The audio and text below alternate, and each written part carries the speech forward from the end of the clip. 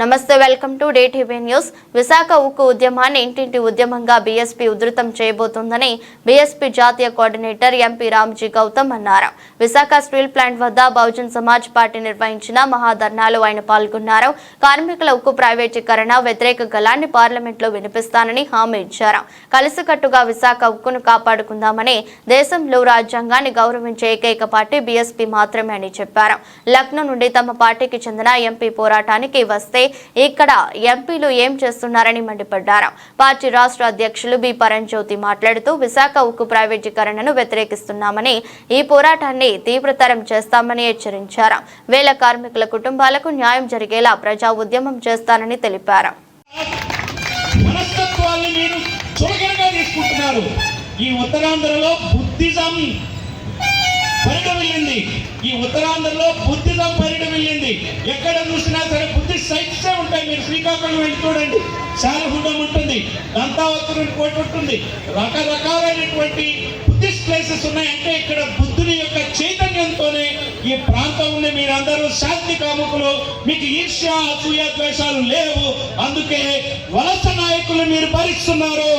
ఇక్కడ ఉన్న వలస నాయకులు మీరు ఎంపీ చేస్తున్నారు. ఇక్కడ ఉన్నటువంటి మంత్రి రాజశేఖర్ కావాలి, లేకపోతే ఆదినారాయణ గారు కావాలి, ఇక్కడ నాయకులు ఇక్కడ ఎమ్మెల్యేలు కావాలి.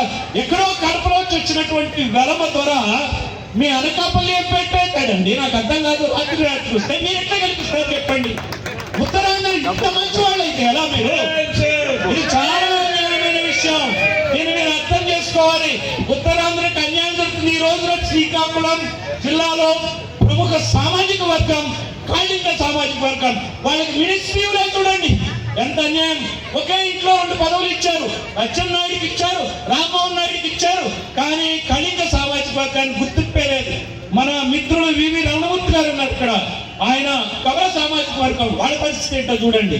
మిమ్మల్ని అందరినీ ఆయన చేస్తున్నారు. ఎక్కడా లేని సామాజిక వర్గం. హెచ్ఎల్ ఎమ్మెల్యే ఒక కమ్మ సామాజిక వర్గానికి చెందినవాడు ఎట్లయితే చెప్పండి?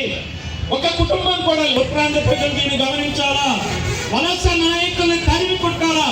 ఈ రోజున 5 లక్షల కుటుంబాల ఉసురు ఈ వలస నాయకులకి ఈ 2 పార్టీల వాళ్ళకి తగ్గుతుంది.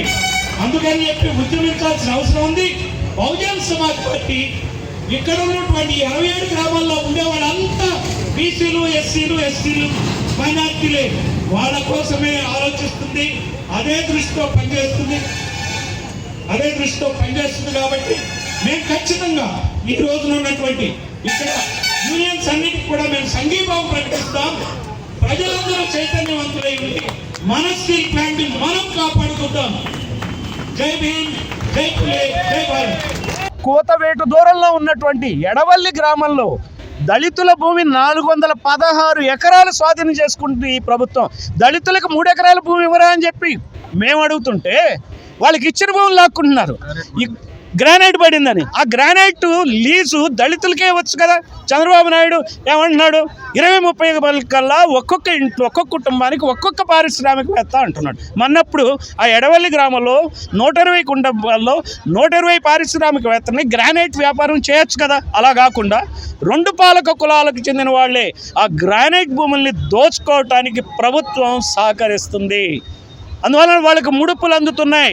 ఈ రోజున ఉన్నట్టు ఖనిజ సంపద అంతా రేపు బాక్సైట్ కూడా, మన విశాఖ ఏజెన్సీలో బాక్సైట్ కూడా ట్రైబల్స్కి వాళ్ళు ఇచ్చినట్లయితేనే, వాటా ఇచ్చినట్లయితేనే, అమరావతి రైతులకు ఎట్లయితే ఎకరానికి 1400 గజాలు ఇచ్చారో, ప్రతి సంవత్సరం 30,000 రూపాయలు ఎలా అయితే ఇస్తున్నారో, అదే మాదిరిగా మీరు ఎక్కడ ల్యాండ్ తీసుకున్నా భూమి ఇచ్చిన వాళ్ళు ఖచ్చితంగా వాటా పరిశ్రమల్లో మనం కోరినప్పుడే ఈ పరిశ్రమలు ఇట్లా అన్యాక్రాంతంగా, ఈ భూమి అన్యాక్రాంతంగా ఉంటాయి. ఈ రోజున ఇక్కడ 22,000 ఎకరాలు ఇచ్చినటువంటి ప్రజలు ఎవరైతే ఉన్నారో వాళ్ళకి 1400 గజాలు చొప్పున స్థలం ఇవ్వమనండి. అదాని ఇస్తాడా, మోడీ ఇస్తాడా, చంద్రబాబు ఇస్తాడా నిర్ణయించుకోమనండి. అప్పుడే దానికి ఉద్యమిస్తేనే వీళ్ళ ఆటలు కట్ అవుతాయి.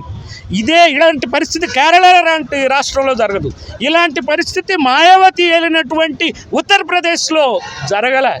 అక్కడ దళితులకి ఆమె 3 ఎకరాల భూమి ఇచ్చింది. మొత్తం ఎంప్లాయ్మెంట్ అంతా పబ్లిక్ ఎంప్లాయ్మెంట్, పబ్లిక్ మన ప్రజల కోసం చేసింది. ఇక్కడంతా ప్రైవేట్ ఎంప్లాయ్మెంట్. రేపు పొద్దున మీకు తెలుసు, గంగవరం పోర్టులో లోకల్ ఉద్యోగస్తులను అందరినీ తీస్తారు.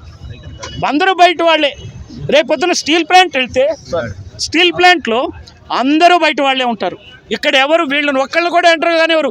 ఇక్కడ చీఫ్ మినిస్టర్ని కూడా బయట నిలబెడతారు ఈ గేటు పక్కనే. ఆల్రెడీ పవన్ కళ్యాణ్ అక్కడ కాకినాడ పోర్టులో బయట నిలబెట్టారు. అదే జరుగుతుంది.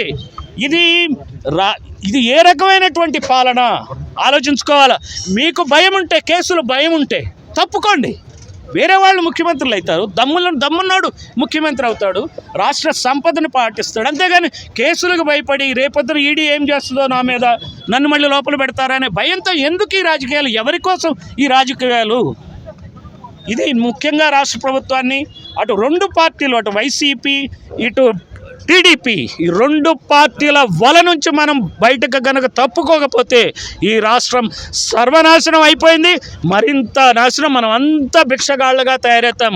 వీళ్ళంతా ఇక్కడ అదాని ఇక్కడ నడుపుకుంటా ఉంటే మనం అక్కడ ఏదో చిన్నగా అడుక్కు తినాల్సినటువంటి పరిస్థితులు ఉత్తరాంధ్ర ప్రజలకి దాపురిస్తుందని చెప్పి ఖచ్చితంగా మనం అందరం కలిసి ఈ ప్రయత్నాన్ని వమ్ము చేద్దాం. స్టీల్ ప్లాంట్ రక్షణ ఉద్యమాన్ని ముందుకు తీసుకెళ్దాం. Thank you.